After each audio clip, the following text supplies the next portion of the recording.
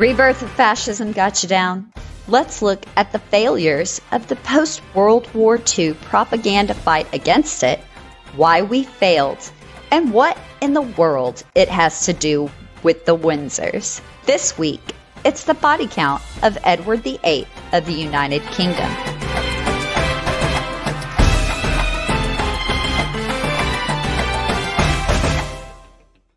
Hello and welcome to Body Count, the podcast where we believe history doesn't repeat itself, it rhymes. I'm Jessica Manor and my co-host today. Introduce yourself. Hello, Clarice. Hello, Clarice. My name is Bethany Skelton. I'm here to get down. Woo! And you better believe she's not standing too close to the glass.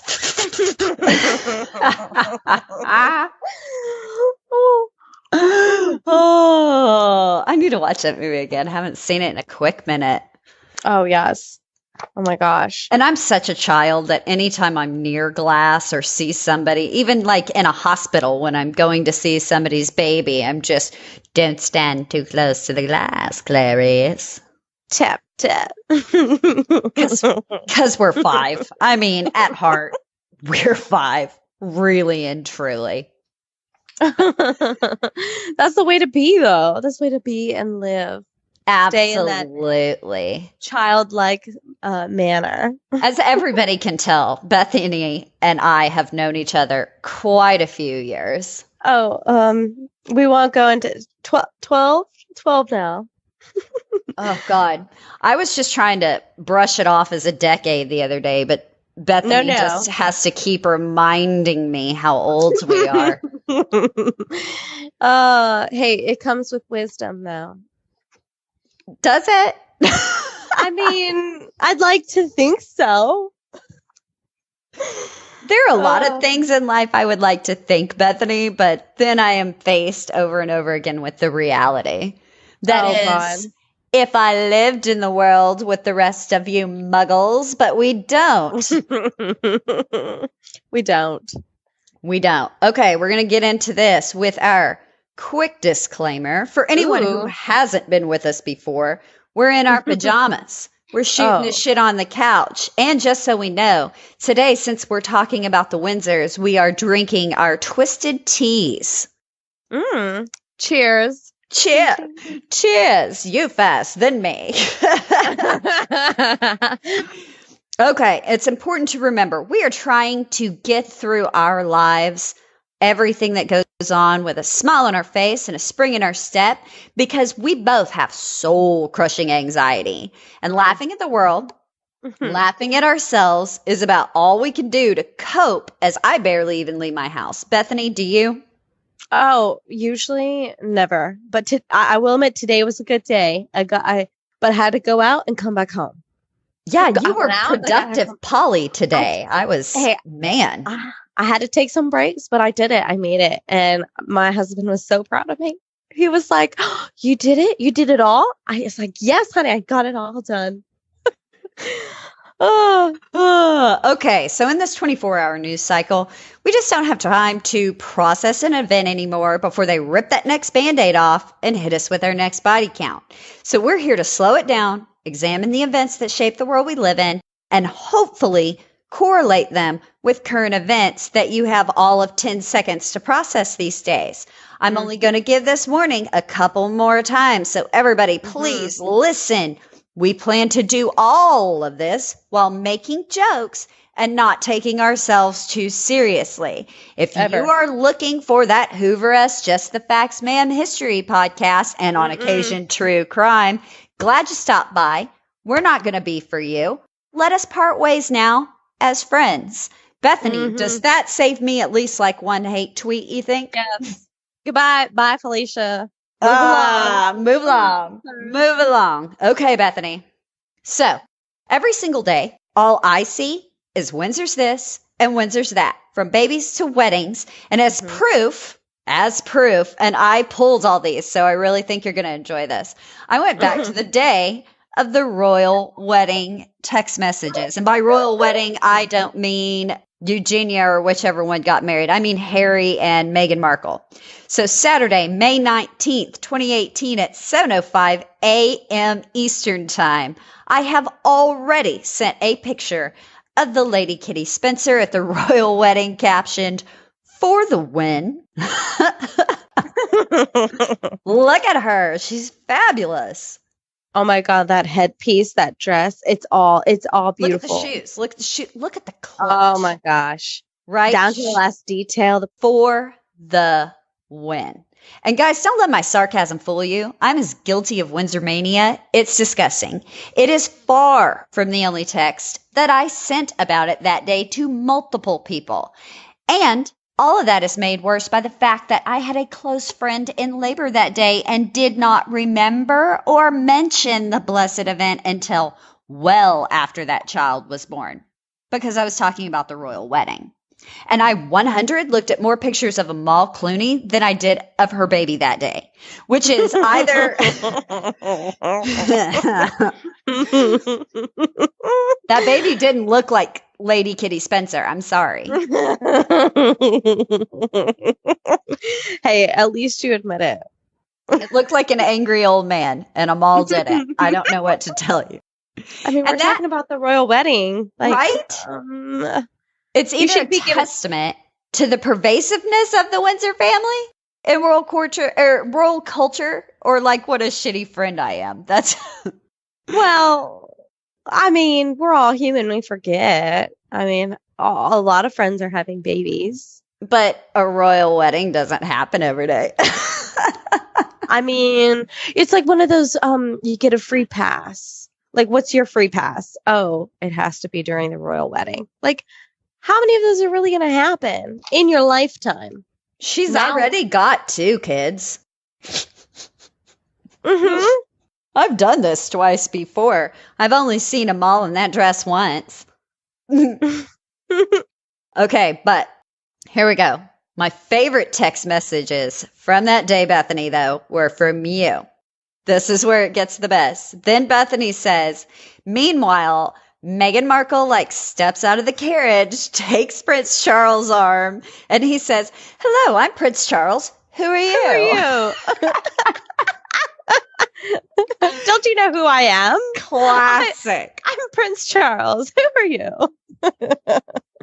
Okay, I'm going to keep reading text messages. This one wasn't to you. On May 18th at 6:38 a.m., I texted Abby, "Do you remember when Prince Harry was 90% weed and cheating his way through life dressed as a Nazi officer?" But God bless Abby, because I immediately receive a meme and reply.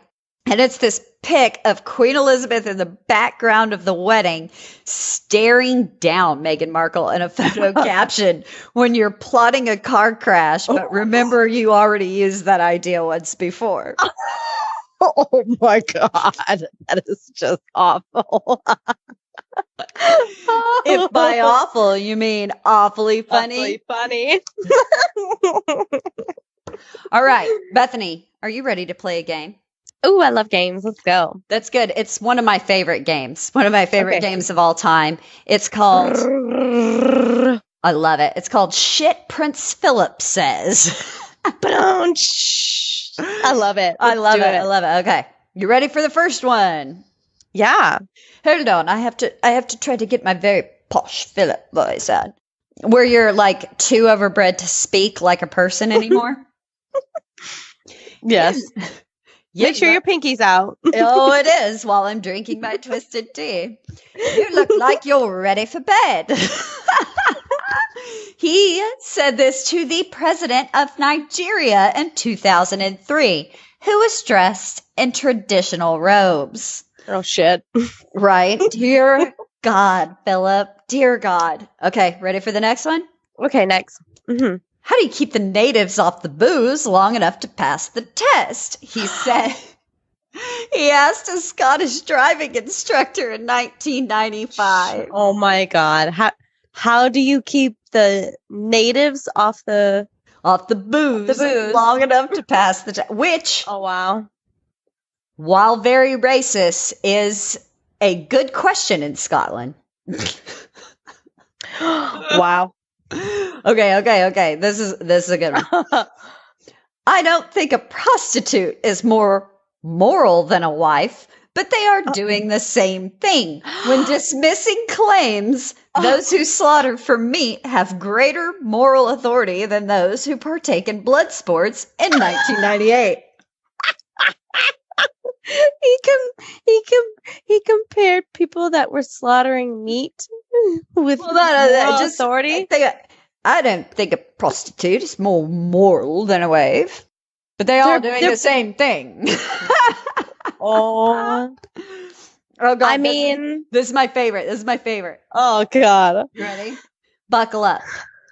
We don't come here for our health. We can think of other ways of enjoying ourselves, he told journalists in Canada in 1976. Wow. We don't come here for our health. That one's funny because it's Canada. It's funny because it's Canada. We're just kidding, Canada. You guys are so nice. There's just no place nicer than Canada. Exactly. I love their rules and their system. Right. Here's my favorite one, Bethany. Just take the fucking picture, he told a photographer during a Battle of Britain event in 2015. Okay. 2015. That seems reasonable to say these days. Oh, guys, like, if you've never done it, please Google shit Prince Philip has said. It's the best thing in the entire world. All right. We're going to try to get into this for real. We've had some fun. So, we've had some fun. I mean, monarchy is supposed to exist purely as a symbol of the UK. Her leaders of what's supposed to be a free, democratic Western world. So what kind of message is sent when the world sees these symbolic figureheads of the Western world? What everyone should see is a perpetuation of a global establishment hierarchy. I mean, you can't advocate equality and buy a magazine with a picture of Prince Harry on the cover and then think, oh, he seems nice. He's just like us. He's not. He's not like us. And what's worse, he does nothing to dispel the notion that he isn't like part of a group of wealthy landowners, that 1% backroom dealing us into war every so often to increase their own wealth. I mean, they are the public face of that 1% global aristocracy. Their glittering crowns are literally symbols that they are the economic elite at the top, and the rest of us merely exist at the bottom to provide for them. Which, I mean, what a racket, man, because we support this. And I'm just as guilty, dude. Same. Oh, yeah. I just read today that people are taking bets on if Meghan Markle is having twins. Oh, God, I hope not. I can't take two. But, I mean, I'm just as guilty. I read it. I buy it. Oh, yeah, exactly. Me too. Like, listen to me speaking about it with disdain, but I read the exact same story today, and I took it in like a crazy monster. You know, there's this group of immovable, non-elected establishment figureheads that for centuries represented privilege and repression. It is small wonder fascism is creeping its way back into everyday life in the West again. I mean, it's easy to just like slide right back into that fascist skin when everywhere you look, you're being told that a small grouping of people are somehow better than you because they fell out of the correct vagina. Preach, girl. Absolutely. I mean, what makes your vagina more royal than mine? I mean, how many hours of labor did you actually have to do?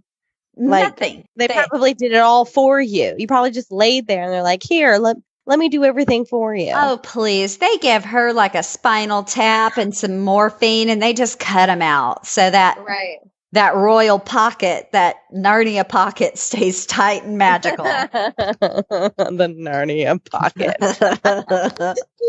So it's this great failing in the West following the end of World War II. You know, we educated our population that fascism was this horrible, easily identified monster, but fascism looks beautiful to the people that are in the valued group, and even in a way to those that are not. Because think about how we adore the Windsors despite shit Prince Philip says, like I mean, the shit he says is funny though. it is funny. It's very that's the thing is we are entertained by it. We're entertained by it. No matter how weird or cruel or twisted it is, we are seriously entertained by it. And that's why we buy into it. It's because it's entertaining. You're exactly right. And we have this weird fascination with moving toward the aggressor because it's easier than calling them on their bullshit. And ultimately, we think if we move towards this, maybe one day it might be us. And then they go and pluck a D-list actress from America just to make us keep thinking that. And Kate. or that gypsy Kate Middleton. Oh, and like it or not, we still lost the post-war propaganda battle against fascism in large part due to the Windsors. And trust that the Windsors would not be saddened by a rebirth of fascism in their realm. In fact, Bethany, you'll find they have a very close relationship with fascism and the worst roving gang of fascist trash in history, a.k.a. the Nazi Party. Oh, man, here we go. The Nazis. Right? The Nazis. It's always going to be a good story when you hear Nazis. Oh, God. Here, right? We that's all going know. to end well. In fact, Bethany, that close relationship maintained by just one of the Windsors is going to be the focus of our body count today. Oh, interesting. Today we are discussing and it's going to be theoretical, if you will, body count of Edward VIII of the United Kingdom, later known as the Duke of Windsor. Now, our count, possibly no one, or possibly thousands of Allied soldiers. At very least, he is responsible for a shift in Ally relations post-war. And that has implications we feel even now, after those years where they were crucial in the development of procedures and relations between world players forever. And like it or not, that shift has resulted in the death of many people. And I think we can all agree everyone screwed the pooch on it.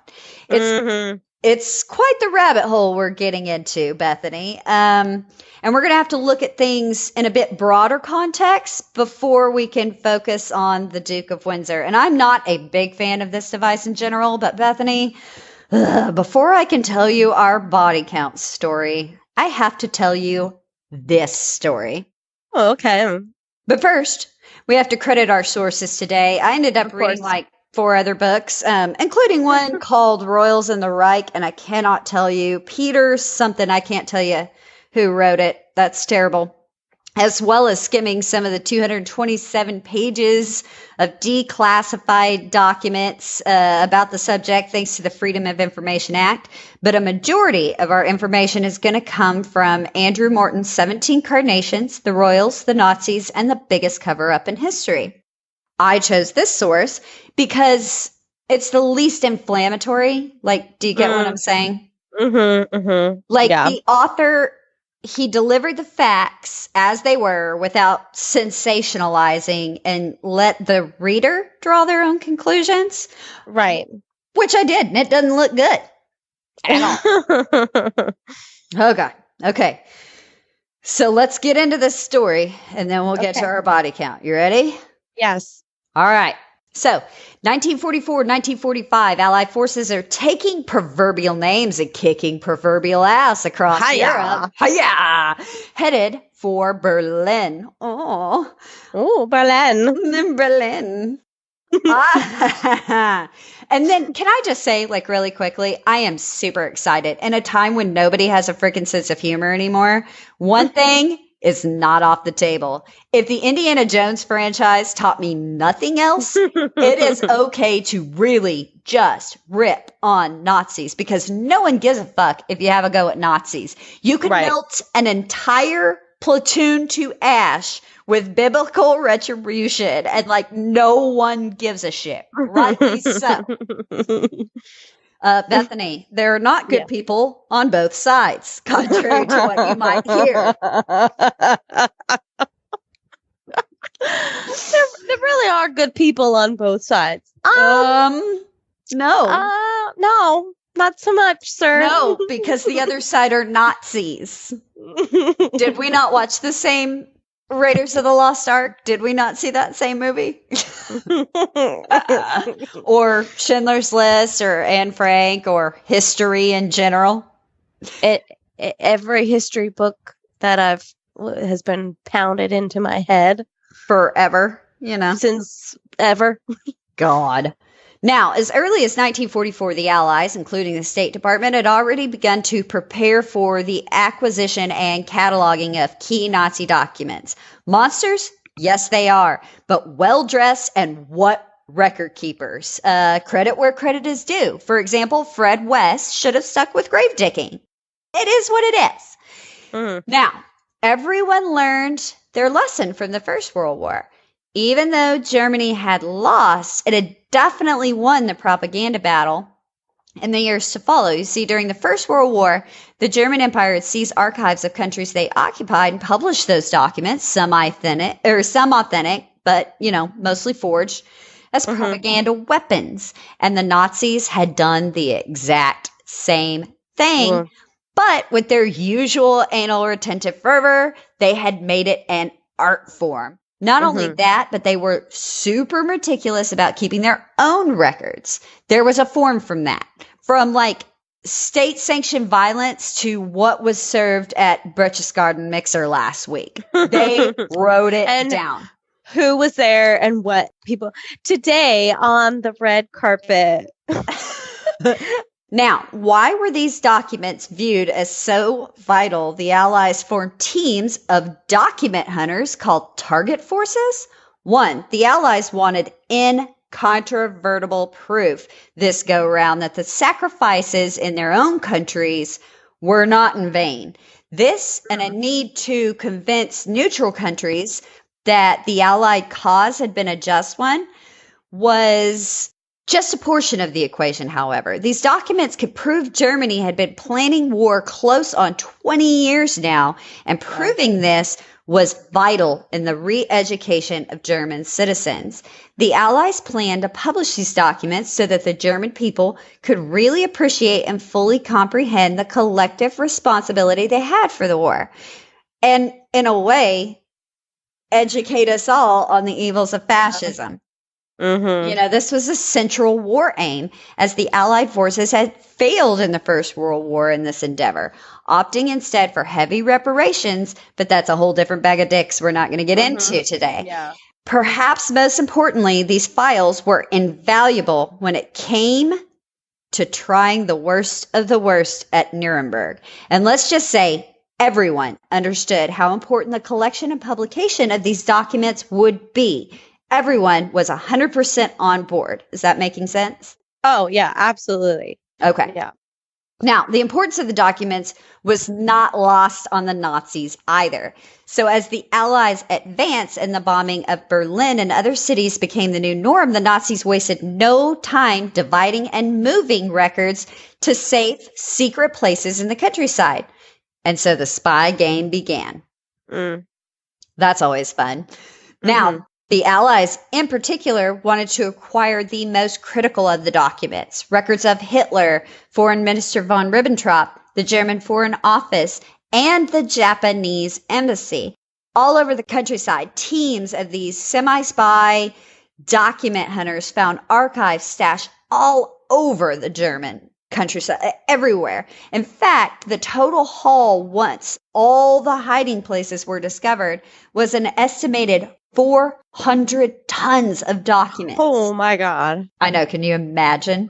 No. And the Allies immediately began cataloging and analyzing this information. But there was one discovery among these that we're going to focus on in particular, and it begins with British Lieutenant Colonel Robert Curry Thompson, a diplomat and missionary with quite a spy network, who was returning back to continue his work on the documents, walking through the streets when he was suddenly approached by a 30-something German dude who spoke better English than you and I do. Oh, wow. In my case, I'm from Texas. It's not really that difficult. He gave Thompson a letter to be delivered to his old school friend, a son-in-law of Winston Churchill. The German then told Thompson he was understudy to Hitler's personal interpreter. He had been at all of Hitler's best meetings. And if you were looking at the highlights of evil, he had the real, right? He was the Death Eater. I get it. Yeah. Okay. Yeah. You've got it 100%. Well, when von Ribbentrop's office was evacuated, this guy was ordered to go with the most top secret of all original files from 1933 on, the original documents, but also the microfilm copies. He was ordered to destroy both copies, and while he did destroy the original files, he repacked and kept the microfilm copies. Oh. And Bethany, he knew where to find more. All said and done, upon first analysis, historians and librarians knew this was everything they needed. Everyone was ecstatic, all the allies, at first.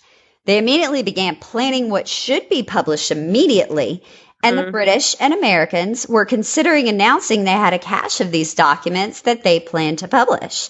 The State Department, naturally, was foaming at the mouth to get these documents containing damning information about the Japanese, Spanish dictator General Franco, etc., etc.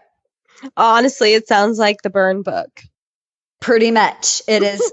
I mean, that's all Nazis are, is just nerds run amok. So it pretty much was the burn book. The burn book. The burn book. Oh, I'm going to write the most evil things I did in here today. But it also contained embarrassing information about our new temporary allies, the Soviets, and Mr. Joseph Stalin. Jesus, Mary, and Joseph Stalin. So while diplomatic sensitivity stayed their hand a little bit, the British made a far more horrifying discovery. Documents pertaining to extensive interaction and downright cooperation of the British aristocracy and ruling class with the Nazi regime were discovered. Shut up. Oh my God. Yeah. So the British, naturally, immediately began limiting their cooperation with war crime tribunals. What the fuck? Yeah. What? Which, as you can imagine, immediately pissed off the Americans. Well, yeah. Right? We had an agenda. And historically, we as a country don't respond well to interruptions in our agenda. We had a deal. We had a deal, damn it. We shook on it. And then they find a bombshell, Bethany. Oh, gosh. Something that would come to be known as the Windsor Files. Ooh. And this sparks one of the biggest attempted cover-ups in modern history. Oh, I love a good cover-up. Yeah. Don't you? Me too. And it could be argued that the attempt of the British government to conceal the information changed the nature of the relationships between our two countries forever. In fact, the contents were considered so explosive that King George VI allegedly sent spies all over Europe, namely Germany, to begin collecting any information pertaining to the Windsors or their ancestors' secrets under the guise of removing family artifacts for safekeeping. Wow. Yeah. Many believed it was to collect more documents like those found in the Windsor file. No wonder everyone thinks there are conspiracies, theories, and especially around the Windsors. It's because there are. And they are good at covering their tracks, and most of their archives are, quote, inaccessible. Which, I'm sorry, it belongs to the people. Piss on that. Y'all go steal that old lady's shit. It belongs to you. Yeah. Wouldn't that just be, okay, it wouldn't be great. I shouldn't say this, but the British people just had enough and start looting the palace, or just wander into whatever in a mass group and be like, no, you're supposed to be public custodians for shit we never get to see. Piss off, old lady. Get out of my way. I'm going in this room and put my feet up. My tax dollars pay for it. I will do what I want. Exactly. So, unfortunately for the British government, 3 copies of the files still existed. Now, the original at Marburg Castle, one at the British Foreign Office, but the most important copy found its way to the State Department in Washington, D.C. Oh, no. Spaghetti-o! You could say that. Right? God. Oh, no. Here we go. Not only that, because, we're Americans. We love to poke things with a stick. So, back channeling reaches Eisenhower himself. Immediately, it begins in D.C., British officials asking that the Windsor file be destroyed or handed over to the British government for, quote, safekeeping. Yeah. And the State Department had all but accepted and agreed to destroy the document. And there, the Windsor file would have died. But unlucky for the State Department, Bethany, they asked a rootin' Texan by the name of David Harris to draft a reply giving the go-ahead for the document's destruction. And they almost got their bullshit, which is evidence of the special treatment afforded royalty on both sides of the Atlantic. But now Harris was a Stanford University history professor and like the tits when it came to knowing modern European history. So, when he was confronted with the knowledge that the State Department meant to destroy the Windsor file, and I love the way this was written in the book specifically, it says he was having, quote, none of it. And that it's just, it's so uniquely a Texan thing. You know, I know you've heard me march out of a room yelling, I'm having none of it. Wait till I get there. Fuck this noise. I have heard that from not just you, but on multiple people that I know that have lived in Texas their whole life. I'm having none of that. Exactly. I ain't having none of that. So this true American and defender of the posterity was 100 against destroying any historical document on moral grounds. But more importantly, and the one that really ding, ding, ding with the State Department, legal ones. He responded with a memo of his own, arguing this information was significant history. And I'm going to read a portion of this memo that I just loved. Quote, the documents are an essential part of the diplomatic record of 1940.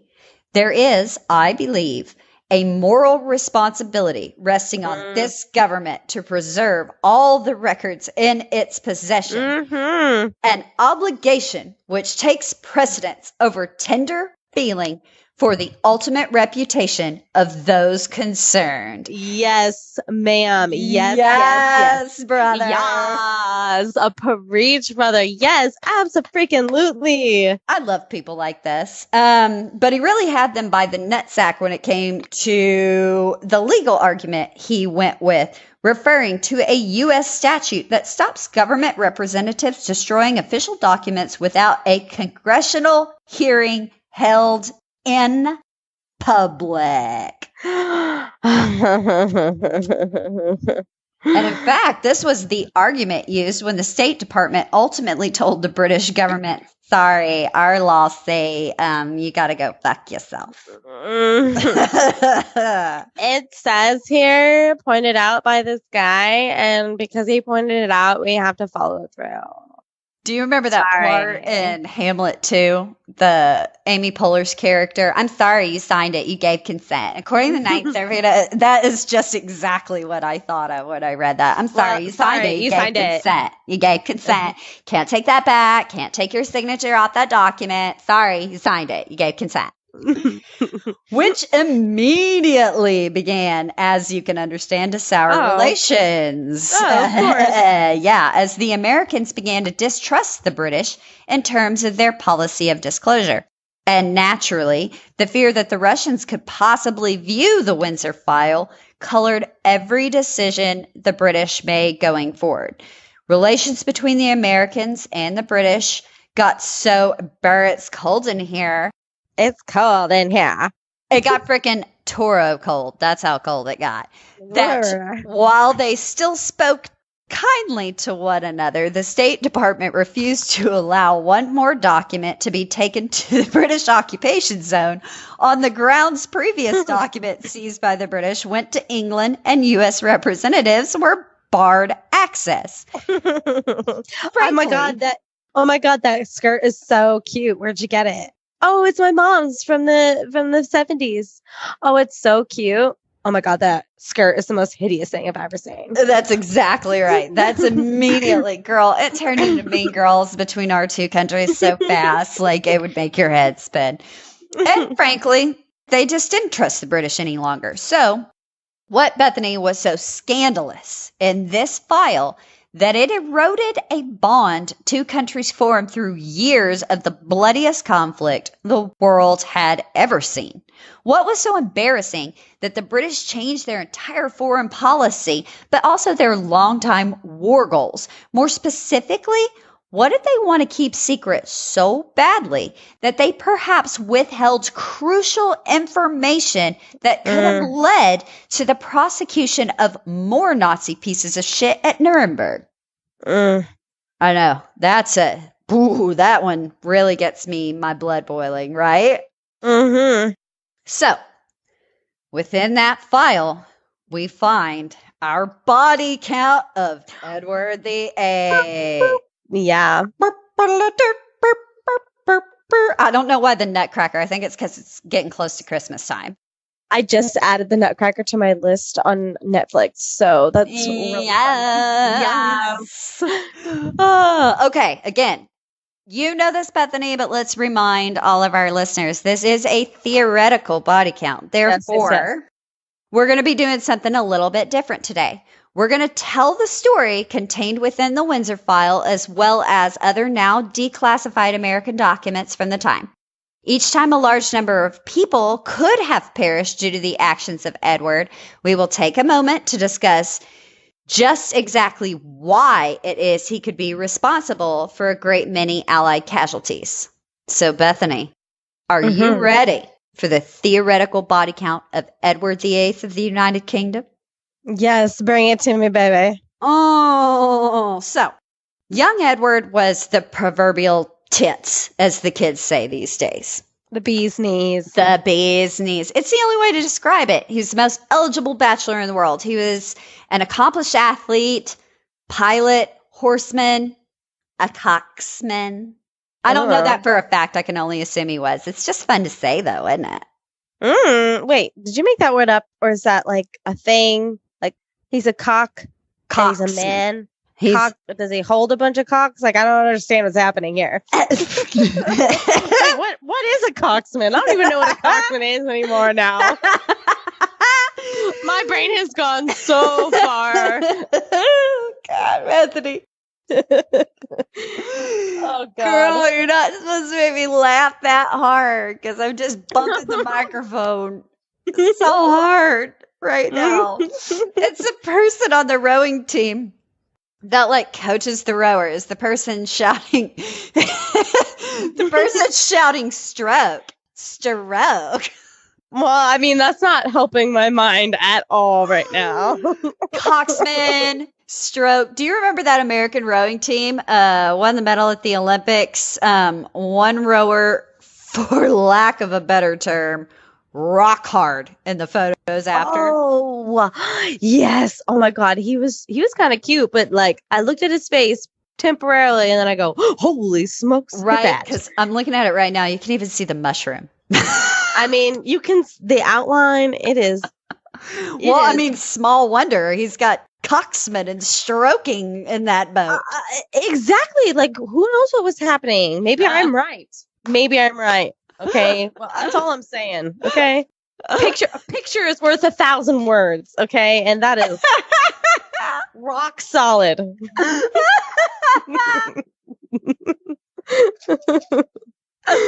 Oh my God.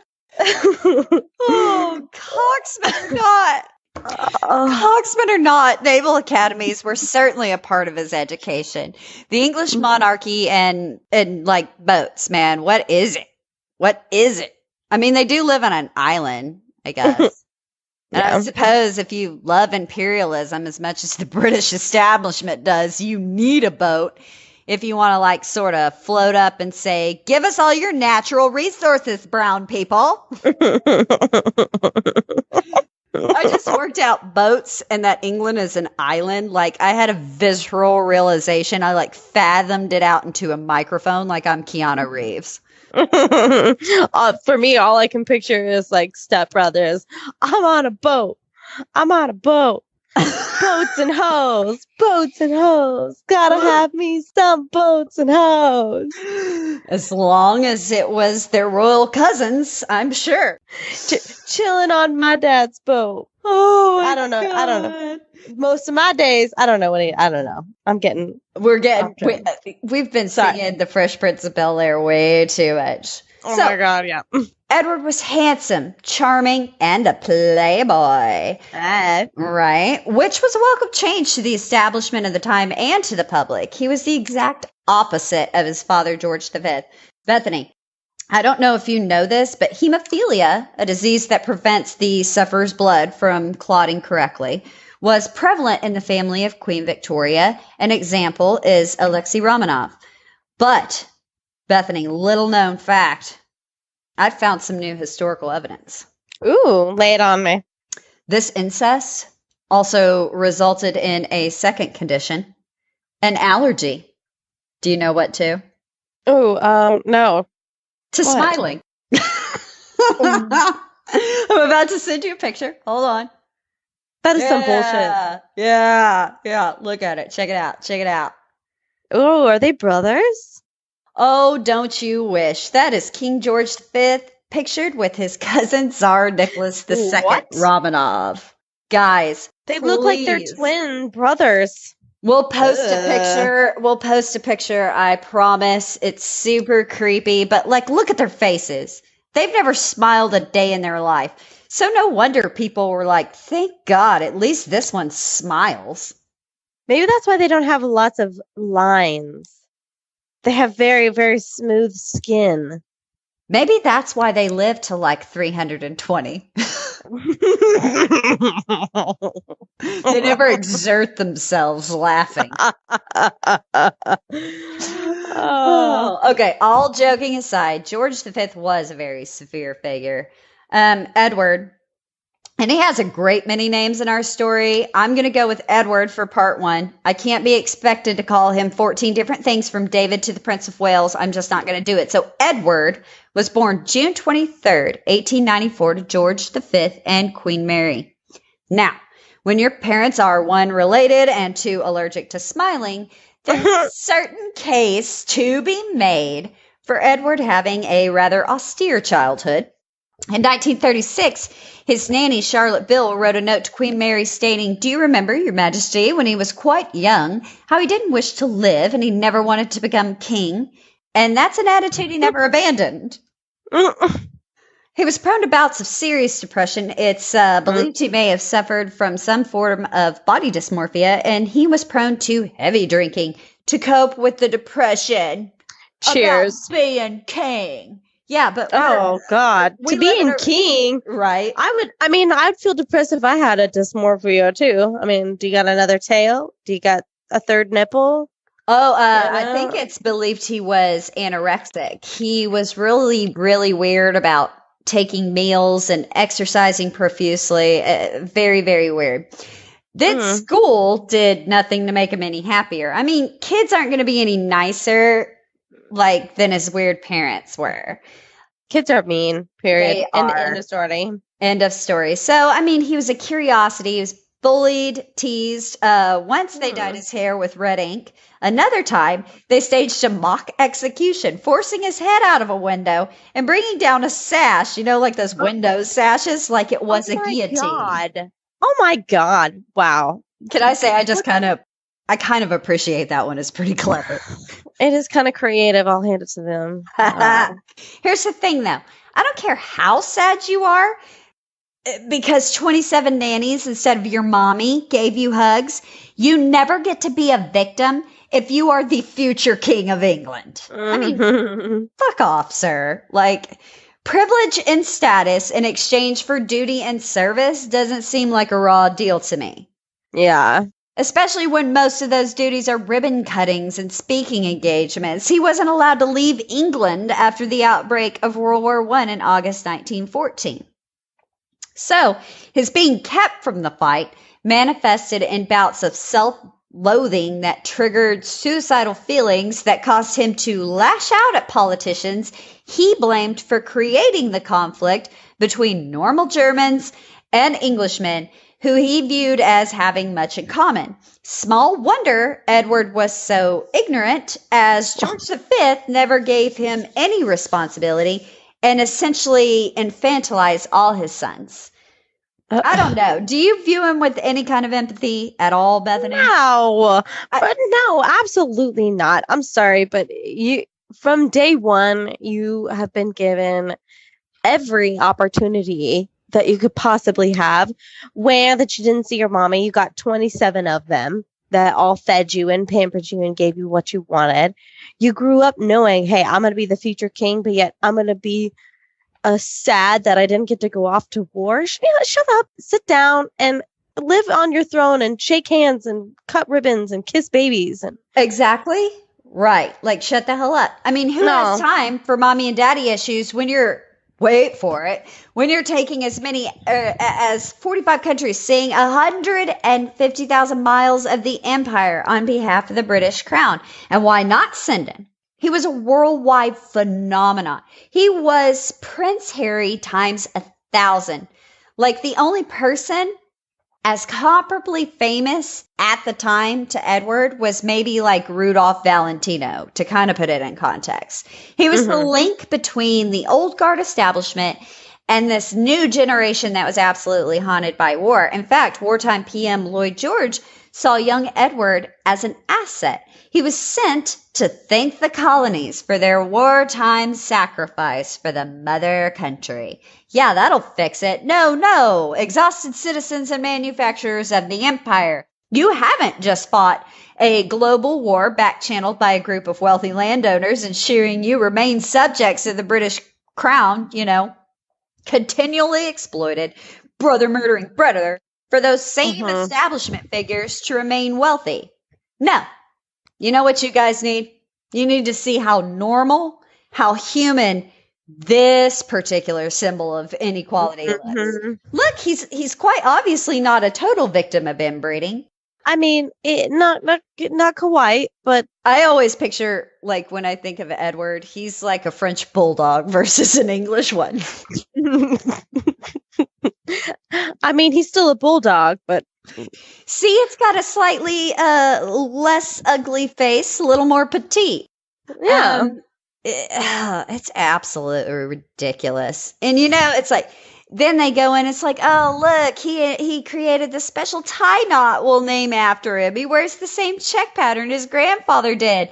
You know what? And perhaps since we're here, you guys are going to need to start printing that as soon as possible. And you know what? While you're at it, better start cleaning this shit up. A prince is coming, you savages. God, looks like a war zone or something. It's absolutely ridiculous. Like, the concept of sending him, when that's what has put them under, that's what imperialized these countries in the first place. It's so freaking insulting. It's not any different than what we do today, though. So I know. Exactly. Absolutely. It's ridiculous. Ugh. So on one of these mini trips was to Germany as early as 1913. And why wouldn't he go to Germany? All their family lived there. Their family was and is German. At home, they spoke German. Edward often referring to it as his Muttersprache, his native language. His mother language is literally what it translates to. Which, a story's headed nowhere good when phrases like that pop up on this. Yeah. Like, mother language, motherland. We know where this is headed. So, click. A little something kicked off soon after, though. World War I. And it became a little something very unpopular to be German, essentially, in Britain. Therefore, King George V changed the family name from Saxe-Coburg-Gotha to Windsor. George V Mm. takes a look around at a list of Crown Estate properties, saw Windsor and said, that one. Sounds nice and British, but in that whimsical way, like it was plucked from a Disney film. Oh, God, Disney. Everywhere we look in this story, it's like this endless barrage of dick pics from history's, funny uncle anti-Semitism. Yeah. Windsor. It sounds like the Mad Hatter's last name. Seriously. A very merry birthday to you. Sincerely, Mad Hatter Windsor. P.S. March Hare sends his love. Wow, that's really fitting. Right? It really is. That's exactly what it sounds like to me. I mean, we don't know what the Mad Hatter's last name is, so it could be Windsor. It sounds like it would be. Mad Hatter Windsor. It does seem to flow. And based upon the actions that we're going to see later, I don't know why they didn't just name Edward that, King Mad Hatter. Mm-hmm. So upon his investiture as Prince of Wales, those in the know really began to worry. Edward always believed that he could find some imaginary path between public duty and private life, and never the two shall meet. And that's just not the way it works. What an idiot. Oh, God. It gets worse. And when you're the face of oligarchy, your entire job is to be a constant distraction from what is really going on. Mm-hmm. Thus, the constant pageantry. Why do you think it is that Kate has to get her ass up 2 hours after squeezing one out to dangle it over the balcony like she's Michael frickin' Jackson? Dude. I would even... And you hate the bitch. She looks fabulous. Oh, God. Does she not? They just prop her up and be like, all right, now make sure you wave and smile. We'll get you from the door to the car. That's all you have to do is just wave and smile. Wave and smile while we go and rape a third world country for its resources. But everybody's going to be looking at you dangling that baby off the balcony, sweetie. Good job. Good girl. I feel like when they talk to him, they dangle keys behind the camera to get them all to look.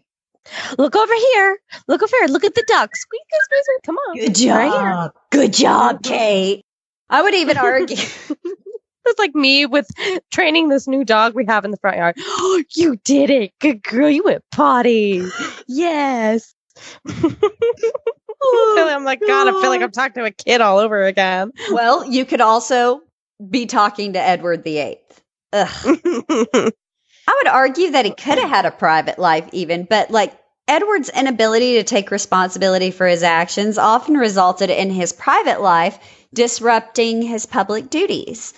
I think that expectation for royalty in general is just ridiculous. I don't know. What do you think, Bethany? Oh, absolutely. I completely agree.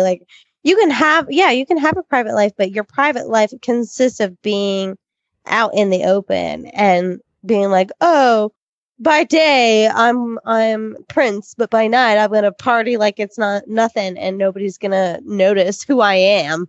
Exactly. If you're gonna drink yourself stupid behind a locked door, man, like the rest of us. It's like when you see a friend out during the day and you're like, oh, that's a cute outfit, and then you see her at the party.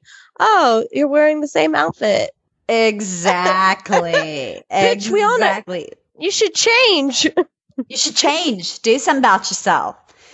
So Edward saw himself as this man of the jazz age, and he felt monarchy was outdated. So naturally, he put his nose to the grindstone and he planned to overhaul the monarchical system and focus on the common man. That's a very good laugh, Bethany, because of course not. Of course he did not do that. Of course. But then again, we wouldn't have a story if he did. So furthermore, he lacked both the education and culture to grasp or do such a thing. It's almost as if he never grew out of adolescence, which you'll see as this story goes on. He couldn't concentrate on his duties as he rarely woke before 11 o'clock. And when he did, it was to play golf. Dinner and cocktails, 7 sharp, and then the rest of the night into the early hours at some club. So he was a college kid. I mean, my God.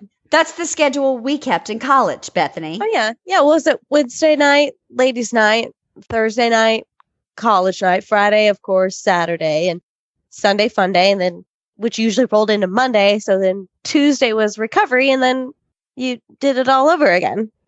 My God, to be that young again, because we still managed to go to class. Yeah. Unbelievable. And we had jobs too. And we had jobs too. My God, when did we sleep?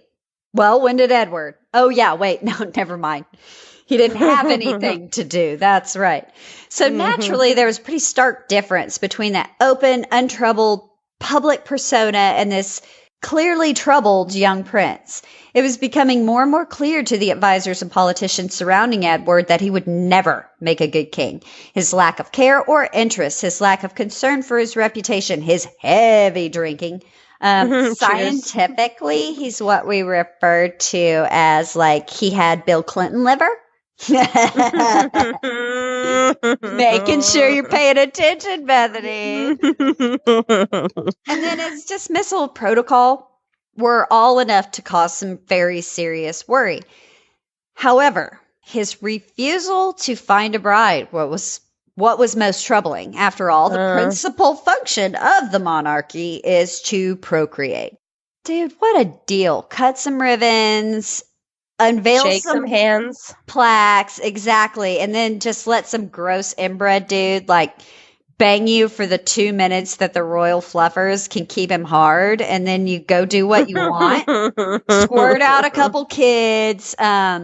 If they're short some chromosomes because your husband's family are all cousins, you don't have to raise it anyway because it just gets raised by nannies. Passed on. Yep. Yeah. You get to enjoy the British public's national treasures.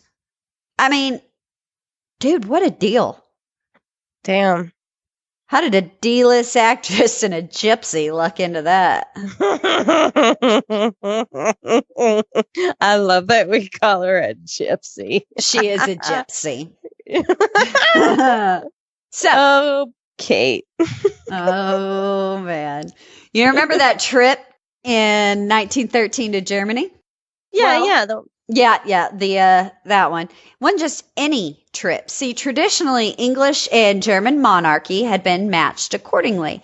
And Edward certainly found a match in Princess Caroline of the same branch of the royal family from which the current Prince Philip is descended. And there, all of our troubles might never have begun. A follow-up visit was planned for the following year, but August 1914, again, World War I. Some shit went down. Oh, yes, it did. So no longer was a German bride something to be desired in Britain. World War I saw a lot of dead or dethroned monarchs, and now the royal marriage pool diminished considerably. What they needed was a more shallow gene pool, right? Yeah. These were all the barrels you could select from. Now we only have these barrels. Exactly. You know, I look at photographs of royals across Europe and I'm like, oh, wow, is this some sort of found footage steampunk imagining of The Hills Have Eyes? Oh, God. I did not like that movie. God. Yeah. Exactly. So, I mean, that's pretty much what the monarchy looks like. So, I mean, perhaps this is why when George V changed the family name, he also made it possible for monarchy to marry commoners or gypsies. He said he wasn't interested in marrying a commoner, our Edward, which is further proof to me all his common man bullshit about England and Germany was just that, bullshit. But this may also have been an attempt to stave off marriage. By limiting his options, he could pull it off. As he told Dickie Mountbatten, quote, I suppose I'll have to take the fatal plunge one of these days. They'll put it off as long as I can because it'll destroy me. Oh, God, how terrible for you. Oh, so buckle up. There's going to be some more quoting from the book here. I think it's important to kind of approach the psychology of Edward as well. Mm-hmm. So here we have a man that as he continues to age, never seems to leave that stage of adolescence. So quoting directly from 17 Carnations, Edward fully acknowledged the truth of Max oh God, I'm going to assume it's Beer Mom's observation about King George IV. He was indeed still a child, for royalties not ever brought into contact with the realities of life remain young far longer than other people. What was true for his ancestor, he, Edward, applied equally to himself. He wrote to Frida Dudley Ward, "No one realizes how desperately true that is in my case more than I do." And I think his sexuality kind of goes to the heart of that. From the book again, like many men of his generation, he was generally bashful about the female form. Filthy and revolting was his description of naked sex workers posing in a Calais brothel, and both ignorant of and timid about the action of coition itself. Stories about his ambiguous, not to say confused, sexuality dogged him throughout his life. His one-time private secretary, Anne Seagram, believed that his sexual ambivalence went to the heart of who he was. The cornerstone of his character was his fundamental uncertainty about his sexuality and his ability to be a heterosexual man. He was fundamentally afraid of women. In July 1917, thanks to the efforts of his equerries, a French sex worker called Paulette helped him overcome those fears. A subsequent 6-month affair with a Parisian courtesan named Marguerite Albert gave the prince a healthy appetite for sex that belied his boyish, almost effeminate countenance. As Society Belle, Lady Diana Cooper crudely observed, I'm trying so hard not to laugh because I do love this. As Society Belle, Lady Diana Cooper crudely observed, from then on, the prince was never out of a woman's legs. Once he popped, he couldn't stop. Oh, God. He begins a series of affairs while actively courting Lady Portia Cadogan, whom then married his friend from university. Edward continues his affairs with almost exclusively married women and meets his next potential bride, Lady Rosemary Levison Gower. Now, here is where the real trouble begins. According to Lady Victor Paget, a friend of Lady Rosemary, Edward asked Lady Rosemary to marry him. This was immediately denied by his parents on the grounds there was, quote, a touch of madness in the Levison Gower family line, because we really needed yet another reminder of what a good thing genetic diversity, in fact, is. Now, this was an especially important issue to King George and Queen Mary, as a younger brother of Edward's called John suffered from violent epilepsy and autism. And at this time, John's health was rapidly deteriorating. This is awful. He was kept in complete seclusion at Sandringham, dying just months later in 1919 from a seizure.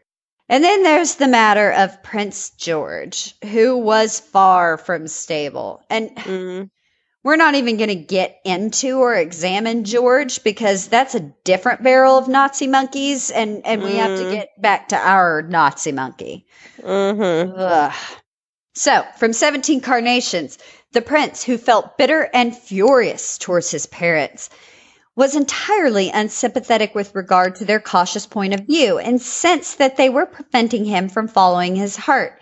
As Lady Paget told writer Michael Thornton, I don't think he ever forgave his father. I also felt that from that time on, he made up his mind that he would never make what might be called a suitable marriage to please his family. And correct me if you think I'm wrong, Bethany, but to me, that paints a pretty clear picture of Edward in conjunction with everything else we've learned.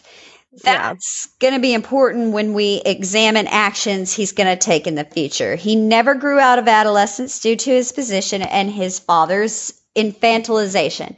Edward wanted to be afforded all the trappings of royalty and none of the duty. It's like when you buy a kid a puppy, they want to play with it and do zero work.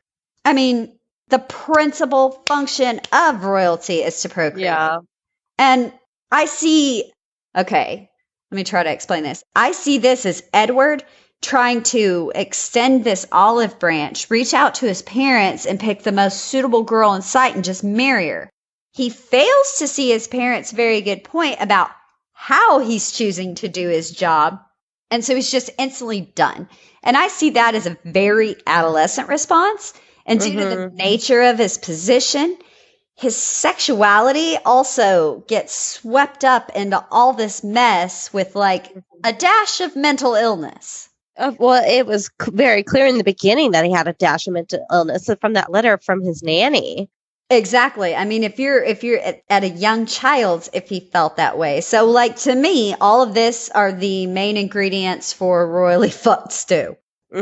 His actions from here on out give veracity to the statement made about marriage and his family. I think it's a pattern that continues. Edward making choices in adolescent fits of rage, rinse, repeat, you know? And again, this is going to be very important later on in our story. He's making conscientious choices, albeit through the lens of like a constantly hormonal teenage dork.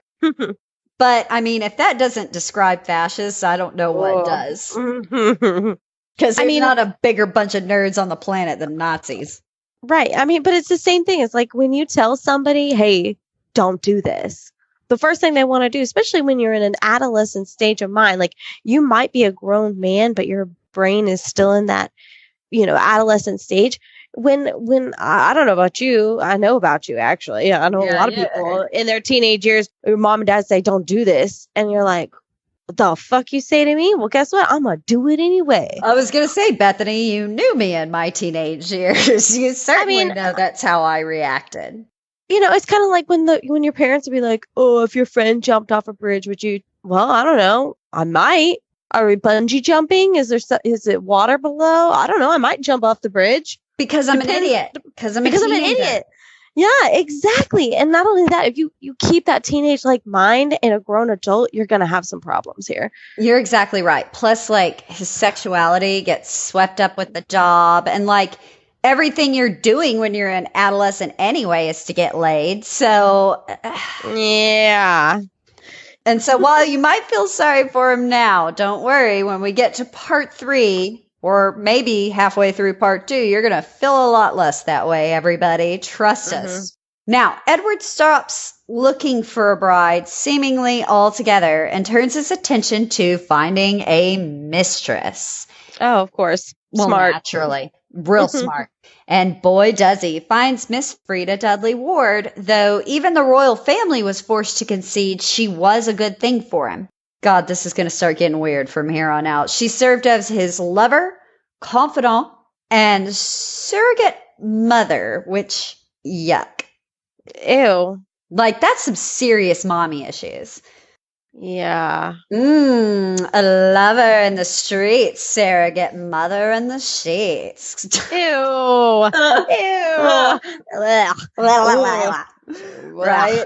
Could it get anywhere? So, the 1920s and 1930s passed everyone by, the prince dismissing a series of candidates. The most serious proposition, in all honesty, probably, came from Germany's new chancellor, Adolf Hitler. As if you mewling little twat wasn't bad enough. Like, let's throw in Hitler to this story now. Let's sprinkle a little Hitler. Sprinkle. Oh, we're gonna get a peppering of Hitler later, but Hitler was anxious to bind German aristocrats to high-level British aristocrats because, as we know, he had some plans for Europe. So he was seeking to build ties with a number of countries. And what better way to do that than marry your non-elected yet somehow central establishment figures to another country's non-elected establishment officials? But don't worry. We're going to get plenty of Charlie Chaplin's evil twin later on in the story. So in this time period, Frida evolved into, God, this is so gross, into mostly a mother figure in his life. And Edward has taken a new lover, Viscountess Thelma Furness. There's absolutely nothing wrong. Please understand. There's absolutely nothing wrong with 2 consenting adults playing the field. And we are, let me tell you, Certainly not judging that. No, no judgment. But maybe don't do it exclusively with married women. I mean, what's he got against the single ladies out there? Exactly. Like one or two's an accident, but now you're just being a dick, sir. Yeah. So, okay. During all this is going on, Edward's endless partying gets way worse. So, 17 carnations. Edward saw his future position, onerous as it was, as a job rather than a sacred calling, believing that if he performed his necessary quota of public duties, as he had done manfully since the end of the First World War, then his personal life would have no bearing on his role as king. Obstinate as ever, he refused to listen to more conventional voices. As his private secretary, Godfrey Thomas, wrote, I'm terribly sorry for him, but unless someone can succeed in disabusing him of this edifice, I see nothing but disaster ahead. Boy, was he right. In January 1931, Edward was indulging in his normal country hedonism when he made the acquaintance of some new friends of Thelma's, a Mr. Ernest Simpson and a Mrs. Wallace Warfield Simpson. Uh-oh, married lady. And they were invited as a couple of guests of Thelma's had to drop out at the last minute. Oh. Now, Bethany, before we continue our story, we have to introduce Mrs. Wallace Simpson. You ready to meet her? Yes. Sorry, because you're going to have to wait for the next part of our series. Because that's where we got it in today, guys. Okay. Wallace Simpson. She just sounds like a tramp waiting in the shadows. Sister, she is a piece of work. I will give you that. Just wait. So what are you thinking so far? Oh my gosh, this is awesome. I'm so excited. I'm learning so much. And I feel like once we figure out everything, I'm super excited. Yeah. I want to know. I want to know more. Once we start getting into the nitty gritty, everybody's going to be like, excuse me? What? Who did a what did a me did a Hitler who? What now? I'm sorry. Who did it? What did he? Okay, Bethany. It's time for my favorite. Do you have your twisted tea, my darling? With my pinky out, my twisted tea. As much as I love Prince Philip says, it is time for our counterculture. If you haven't listened to us before, not super familiar, we talk about a lot of dark things in our subject matter. And granted, we didn't get there today, but this series is definitely going to get there. Give it time, folks. Oh, it doesn't get better from here. So what we do essentially is we talk about usually some kind of media, some kind of social media that made us super happy this week. I'm going to go first. Is that okay? Okay. Yeah, absolutely. I have mine. I know exactly what mine is. Guys, since you've obviously cared enough to learn a little bit about the Windsors, I strongly encourage you to please get on Netflix. I think it's actually a British TV show. I'm not sure, but it is on Netflix. You could view it here in the States. It's called The Windsors, and it's pretty much the world's best spoof show, making fun of the royal family that I've ever watched in my life. But now that you've played a game of shit Prince Philip says with us, I think you're really going to enjoy this particular show so much. Please go watch it. I can't say enough good things about it. Oh, I have one more counterculture plug. Okay. Podcast. I absolutely got, guys, if you're not listening to Truth and Justice, please, please, please go out and listen to it. I'm not going to say anything more than that. Once you get into it, one, you're going to get very, very angry. And then two, you're going to go do some, social justice warrioring, especially when it comes to reforming our justice system. So, Bethany, my turn is done. what was your? Well, speaking of the justice system, you know, me and my memes, thank the Lord for the justice system and mugshots being totally accessible to the public, because this week and the last couple of weeks, honestly, have been my day. It has really just every day I log on, I see a new one and I love it. And it's a picture of this guy. Everybody knows about it. And it's his large neck.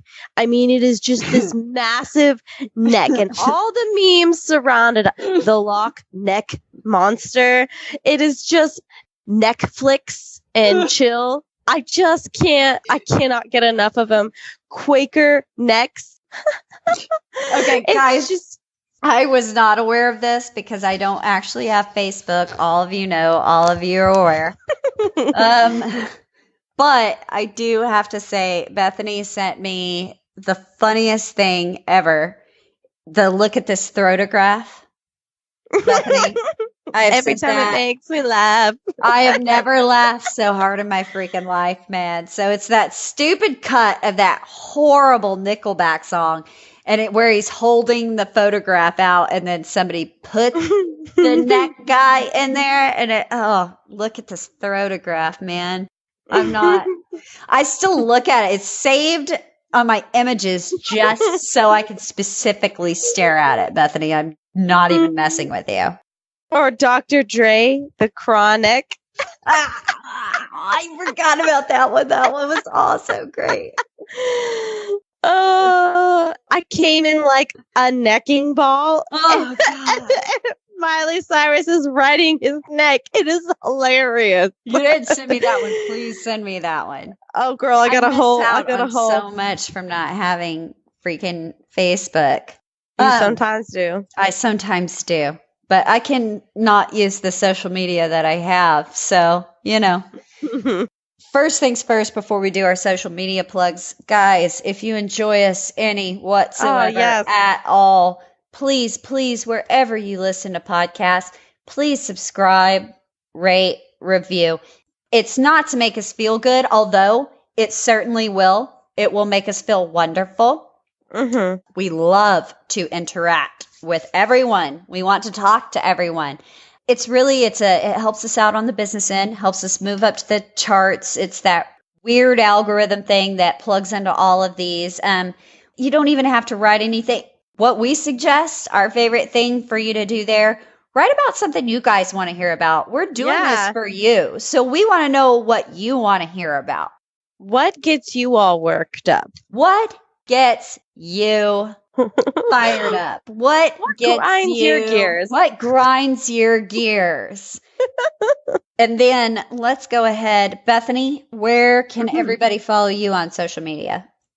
Bethany Rose Skelton on Facebook and Bethany RN24 on Instagram. Wonderful. And then we can be found Body Count. I believe it's just Body Count on Facebook, correct? No, it's Body Count on Instagram.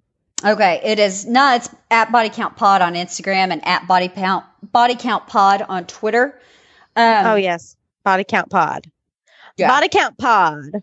At Body Count Pod, guys. You can find us at both of those, and then it is just Body Count on Facebook. I am at Jessica B. Manor on both Twitter and Instagram. Yes, I know I'm not very creative. I'm aware of that.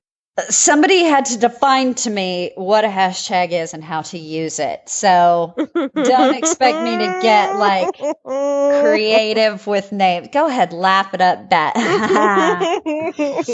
Everybody keeps talking to me like I'm their grandmother. It's the internet, sweetie. Hashtag use it. So I think that gets it. Again, we are going to hit it hard. Subscribe, rate, review. We really need you guys' help. If you enjoy us any at all, we need your help. Does that get it? Yeah. All right. Well, we'll see everybody back here for part 2. Part 2. Ooh, Mrs. Simpson. We don't know if it's going to be a 2 or 3-parter yet. My guess is probably 3. So buckle up, guys, because we're going to spend a little more time after we meet Miss Simpson with Charlie Chaplin's evil twin, Adolf Hitler. All Pull yourself right. up by your bootstraps. Or your jack bootstraps. Step your way into Germany. Oh, all right, guys. Everybody have a great week. Bye. I freaking love Love y'all. you. Bye. Bye.